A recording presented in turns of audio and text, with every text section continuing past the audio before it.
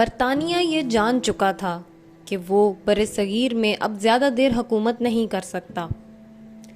چنانچہ برطانوی وزیر اعظم لارڈ اٹلی نے 20 فروری 1947 کو دارالعلوم میں کہا کہ وائسرائے ہند لارڈ دیول کو بہت جلد واپس بلا لیا جائے گا اور ان کی جگہ لارڈ ماؤنٹ بیٹن کو مقرر کیا جائے گا، جو مارچ 1947 میں اپنے عہدے کا چارج سنبھال لیں گے۔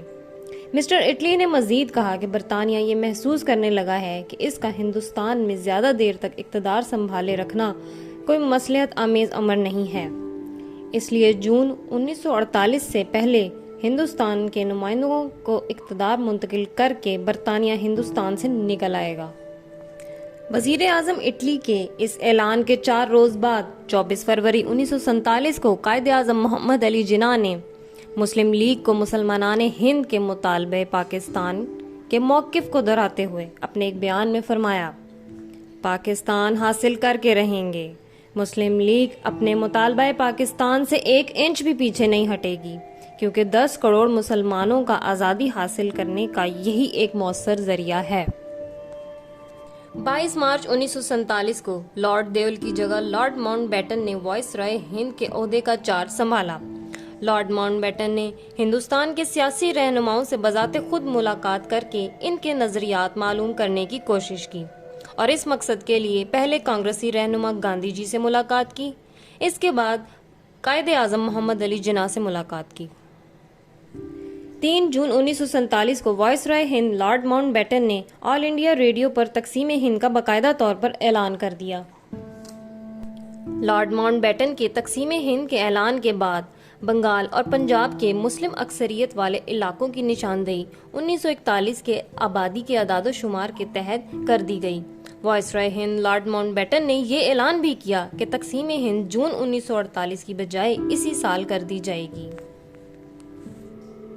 ہندوستان کی دونوں بڑی سیاسی جماعتیں مسلم لیگ اور کانگریس نے وائسرائے ہند کے اعلان کردہ تقسیم ہند کے منصوبے کو تسلیم کر لیا۔ حکومت کی طرف سے اسی روز مسلم لیگ اور کانگریس کے رہنماؤں کو اس حوالے سے اپنا اپنا موقف ریڈیو کے ذریعے عوام کے سامنے پیش کرنے کی دعوت دی گئی۔ چنانچہ قائد اعظم محمد علی جناح نے 3 جون 1947 کو تقسیم ہند کے منصوبے پر مسلم لیگ کا موقف پیش کرتے ہوئے آل انڈیا ریڈیو سے خطاب فرمایا، جس میں آپ نے ارشاد فرمایا، یہ پہلا موقع ہے کہ آل انڈیا ریڈیو سے غیر سرکاری حیثیت سے خیالات کے اظہار کا موقع دیا گیا ہے۔ اس امر کی پیشن گوئی کی جا سکتی ہے کہ مجھے امید ہے کہ آج کے بعد مجھے بھی آپ لوگوں سے خطاب کے اکثر مواقع ملتے رہیں گے اور میں اپنی آواز و خیالات کا لوگوں کے براہ راست اظہار کر سکوں گا۔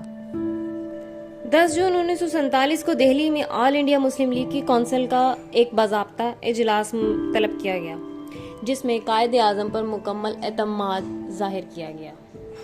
علاقوں کی تقسیم میں بھی پاکستان کے ساتھ زیادتی ہوئی۔ جو مسلم اکثریت والے علاقے پاکستان میں شامل ہونے تھے، انہیں ہندوستان میں شامل کر دیا گیا۔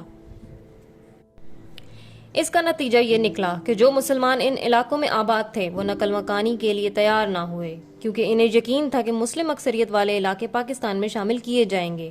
مگر جب اچانک ریڈ کلف ایوارڈ کا اعلان ہوا اور انہیں پتہ چلا کہ یہ علاقے ہندوستان میں شامل کر دیے گئے ہیں تو وہ گھبرا گئے۔ اتنی بڑی تعداد میں نقل مکانی کرنا کوئی آسان کام نہ تھا، اور پھر خون ریز فسادات شروع ہو گئے۔ لاکھوں مسلمان مرد، عورتیں اور بچے ان فسادات میں اپنی جانیں کھو بیٹھے۔ مسلمانوں کی املاک کو لوٹ لیا گیا اور جو زندہ بچے وہ بے سر و سامانی کی حالت میں پاکستان کی سرحدوں میں داخل ہوئے۔